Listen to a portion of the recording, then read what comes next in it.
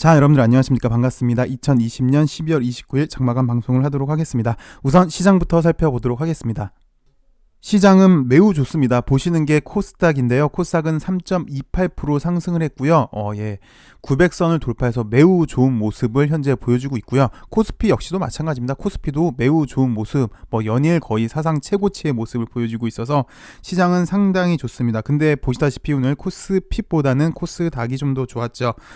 3.28%나 상승을 했는데요. 코스닥이 좋다 보니까 당연히 코스닥엔 바이오가 많다 보니까 바이오가 당연히 좋을 수밖에 없었습니다. 웬만한 바이오주들이 오늘 다 좋은 모습들을 보여줬어요. 여기 다 바이오고 여기도 다 바이오인데 바이오주들이 오늘 좀 좋은 모습을 보여줬고 어제 대주주 기준 회피 이후 곧장 물량이 들어온 모습을 보여줬습니다. 글쎄 개인적으로는 매년 이런 현상이 되풀이 되잖아요. 대주주 기준을 회피하기 위해서 매도했다 다시 매수하는 연례적으로 이런 현상이 일어나고 있는데 개인적으로는 대주주 기준이 저는 잘못된 제도라고 보여지는데 글쎄 정책 이반자들의 생각은 살짝 달라 보입니다. 어찌되었건 어제도 말씀을 드렸지만 성장주 특히 바이오주들이 대주주 회피 물량이 많이 있거든요. 그래서 대표적인 셀트리온 같은 경우도 보시면 어제도 보여드렸지만 이렇게 빠졌다가 오늘 다시 곧장 갭상승으로 이렇게 올리는 그런 모습을 보여줬고요. 디테일한 차이가 뭐냐면 셀트리온 관련주 내에서도 셀트, 셀제, 셀케 중에서도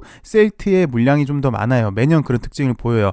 LB도 마찬가지입니다. LB도 L생, 넥사, 엘파, LJ 이렇게 5개를 끌고 가고 있는데 LB가 아무래도 가장 많은 물량을 갖고 있다 보니까 오늘 좀 더 상승력이 큰 그런 모습을 보여줬어요. 이게 좀 약간 특징적이긴 하고요. 매년 나타나는. 어쨌든 오늘 웬만한 바이오주들 다 좋은 모습을 보였습니다. 여기 셀트도 그랬고요. 녹십자 관련주도 그렇고요. SK 케미칼도 그렇고 삼바도 그랬고 셀리버리도 그렇고 여기 있는 바이오주들 다 좋은 모습을 보여줬습니다. 그리고 성장주로 대표되는 거죠. 특히 바이오는 바이오 그리고 2차 전지주들이 오늘 좋은 모습을 보여주지 않았나. 그리고 또 웬만한 종목들도 다 좋았어요. 지수가 좋다 보니까. 그리고 사실 올 초만 하더라도 올해는 성장주 특히 바이오 2차 전지가 좋을 것이다 라고 예상을 했었죠. 그래서 코스닥이 만약 900선을 넘어간다면 올 초에 좀 조심스럽게 예상을 했던 게 바이오주들이 좀 좋을 것이고 저는 그렇게 예상을 했습니다. 바이오가 좋다면 3대 대장이 있을 것이다. 셀트, 삼바 그리고 LB가 시장을 주도해서 코스닥 900선을 넘어서 1000을 육박하는 모습을 보여주지 않을까라고 올 초에 저는 그렇게 예측을 했었습니다. 근데 결과만 놓고 보면 반은 맞고 반은 틀린 것 같습니다. 근데 그 반이 너무 좀 충격이 크긴 큰데요. 셀트 다 좋았죠. 삼바도 좋고 특히 여기는 코로나로 엮이면서 상당히 좀 좋았는데 LB 대신 여기 SK 케미칼 그리고 녹십자 관련주들이 코로나 관련주로 끼면서 바이오는 얘네가 좀 주도해주지 않았나 싶고요. 냉정하게 보면 LB는 올해 성과를 보여주지는 못했습니다. 그 대신 12발행 유증을 통해서 내실을 다 잡았다고 볼 수 있는데요. 아필리아를 사왔고 이미노믹 그리고 메디포럼 제약까지 인수해서 글로벌 빅파마가 되는 기반은 잡아놨으나 일단 과시적인 성과가 없어서 눈에 확 들어오는 성적표를 요구하는데 그냥 LB는 지금 열심히만 하고 있는 중이다 라고 해서 주가도 딱 열심히만 하고 있는 그러니까 구체적인 성과를 못 보여주는 그런 성적표를 받았어요. 올해 내내 이런 박스권의 모습을 보여줬다고 보여집니다. 일단 열심히 하는 모습은 좋은데 시장 요구치를 충족시키지 못하는 모습이 안타까운 한 해였던 걸로 보여지고요.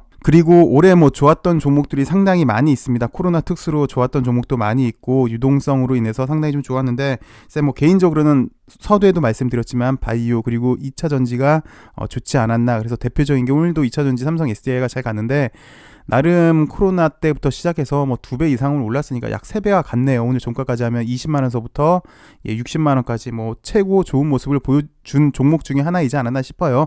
2차전지 관련주가요. 그래서 삼성 SDI, LG화학, 에코프로비엠 2차전지 관련주는 개인적으로는 그렇습니다. 자율주행 관련도 마찬가지예요. LG전자랑 인포뱅크 등등등 자율주행 관련주들을 도 그렇고 2차전지 관련주들도 전기차가 확실히 나오기 전까지는 계속해서 좀 봐도 되지 않을까. 성장성이 좀 더 높지 않은 종목이지 않나라고 생각이 들고요. 그리고 삼성전자가 사실 오늘 배당락이 있음에도 불구하고 상당히 양호합니다. 이 정도면 정말 양호하게 잘 끝났다고 보여지고 있는데요. 어제도 말씀을 드렸지만 이 당시 때 시장이 올랄 때 지수가 오를 때 삼성전자가 지수를 올렸죠. 그리고 이번에도 오를 때 삼성전자가 지수를 올린 그런 격인데 이렇게 한 번씩 쉴 때 이 당시 때도 낙수 효과로 원래 삼성전자에 쏠렸던 편향됐던 매기가 여타 업종으로 확산됐듯이 오늘도 물론 배당락 때문에 약간 비실할 거는 예상을 했고 이 정도면 훌륭하게 잘 끝났지만 삼성전자가 약간 쉬면서 여타 업종으로 매기가 흘러가는지가 관건이었는데 오늘 보니까 확실히 코스닥으로 이동한 모습, 그 와중에 바이오주로 매기가 흘러간 모습,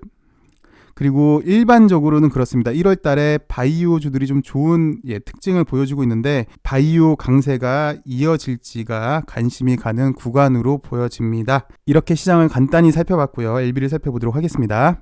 LB는 기술적으로 보시면요. 만약 오늘도 대주주 기준 회피 이후 매수세가 만약에 안 들어왔다면, 그래서 어제 사실 여기 방어선을 이탈을 했잖아요. 그래서 오늘도 만약에 대주주 회피 이후에 물량이 안 들어왔다면 사실 많이 힘들 뻔했습니다.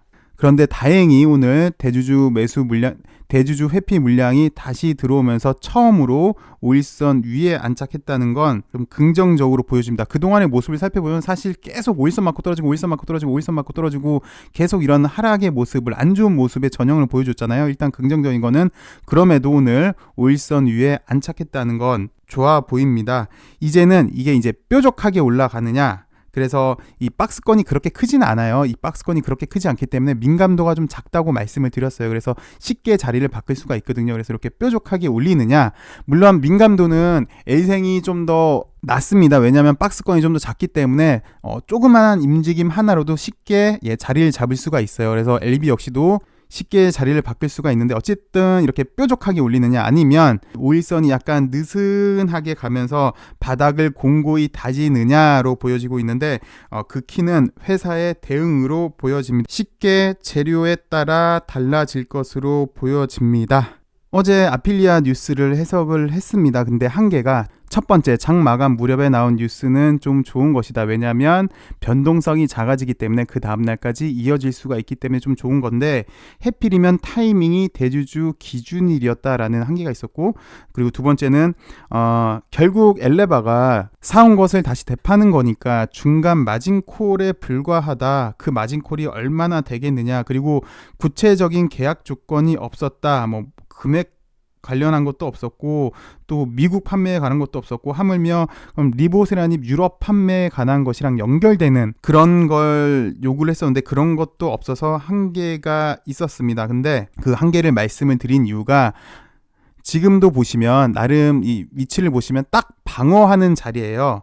그 어저께 뉴스 그리고 최근 나온 뉴스를만 보시면 이게 방어하기에만 딱 좋은 뉴스, 그래서 이렇게 지지하기에만 딱 좋은 모습, 그런 뉴스입니다. 쉽게 말해서 최후 방어, 낙동강 방어라고도 하죠. 최후의 방어선을 지키기에는 괜찮은 뉴스인데, 이걸 방어한 이후에 반격을 노리려면 좀 인천 상륙 작전 같이 공격적인 뉴스, 그러니까 가시적인 성과를 보여주는, 아필리아도 이렇게 에로 판매 계약, 그러면서 두리뭉실하게 계약 조건도 안 나와 있는 게 아닌 유럽 판매 시작, 독일이나 네덜란드나 이탈리아나 프랑스 등등 유럽 판매 시작 정도였다면 이거보다는 분명히 좀 좋을 것이었는데 그러지가 못해서 아쉬웠고요. 아니면 아싸리 기대감을 줄 거면 지금은 코로나 빨이 잘 받는 시장인데 이민요미 백신건이 나왔으면 오히려 기대감은 더 좋지 않았을까라는 아쉬움이 있는데요. 어찌되었건 그런 뉴스가 없기 때문에 지금은 방어에만 적합한 소식이지 않았나 싶습니다. 그리고 어저께 말씀드린 뉴스가 오늘 다시 나오긴 했습니다. 한번 살펴보죠. 라이센스 조건을 비공개하기로 했다. 그래서 주가 하락이 우려가 된다라는 뉴스가 나왔는데 여러분도 보셨으니까 몇 가지만 살펴보도록 하겠습니다. 첫 번째는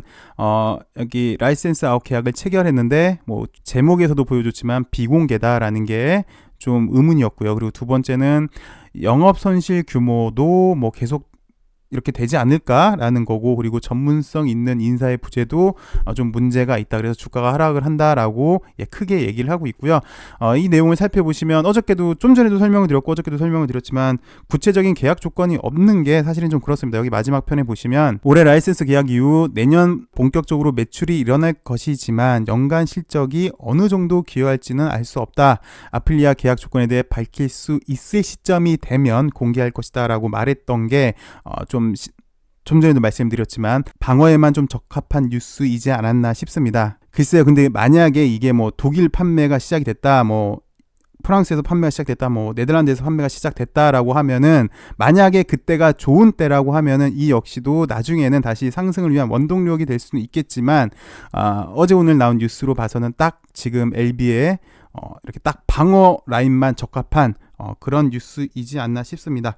그리고 참고로 아필리아 같은 경우는 올 초에 우리가 사왔는데, LB에서 사왔는데, 그동안 사실 아필리아로 LB 주가에 그렇게 영향을 받았던 적은 사실 제 기억에는 없습니다. 아필리아로 이렇게 크게 변동폭이 있었던 적은 없어요. 그걸 바꿔서 말한다면 HLB의 본연적인 가치는 역시 뭐 사온 아필리아도 물론 중요는 하겠죠. 근데 그보다는 리보세라닙의 가치가 좀 더 중요하지 않느냐, 그래서 시장에서는 리보세라닙의 NDL에 좀 더 집중하고 있지 않느냐라는 것을 엿볼 수 있지 않았나 싶습니다. 그럼에도 최근 LB의 흐름을 살펴보시면요, 회사는 주가 방어를 하려고 매우 노력하고 있는 모습을 보여주고는 있습니다. 뭐 뉴스를 살펴보시면 거의 매일 뉴스가 이렇게 나와요. 나름 이렇게 노력하는 모습이 긍정적이기는 한데 단점은 좀 전에도 설명드렸지만 한 방이 모자르다는 거죠. 시장에서 요구하는 그런 한 방은 좀 모자르는 그런 단점을 보여주고 있는데, 그 마키아벨리의 군주론을 보시면 뭐 꼭 군주론을 안 보셔도 됩니다. 일반적인 약자가 할 수 있는 가장 최선의 방법은 시간을 끄는 것이다 라고 얘기를 하는데, 뭐 구테어 책에서 나온 내용 안 읽어도 약자가 할 수 있는 거는 시간을 버는 게 가장 좋은 방법이긴 하죠. 글쎄요, LB는 정확히는 모르겠지만 시간이 좀 필요해 보입니다. 뭐 물론 이유는 꽃이 피면 알게 되겠지만 지금 당장은 좀 시간이 필요해 보는데요. 그래서 혹자는 이렇게도 얘기합니다. 진 회장이 시간 끌려고 일부러 애매모호한 뉴스만 보낸다라고도 얘기를 하는데, 그것도 틀린 말 같지는 않습니다. 맞아는 보입니다. 지금 당장 어찌되었건 무슨 상황인지는 모르겠지만 시간이 좀 필요해 보이는 상황이기도 하죠. 뭐 정확히는 아직 때가 되지 않았으니까 시간이 필요한 것도 같습니다. 그리고 이제 오늘 내일이면 2020년 주식시장이 마감이 되는데요. 글쎄, 많은 분들이 보통 한 해를 마감할 때 책을 읽습니다. 뭐 트렌드 코리아 2021년도를 보시면 내년의 키워드는 양극화의 심화라고 그렇게 나와 있네요. 근데 사실 꼭 트렌드 코리아 2021년을 안 읽어봐도 경제학 관점에서 보면 그렇게 보여져요.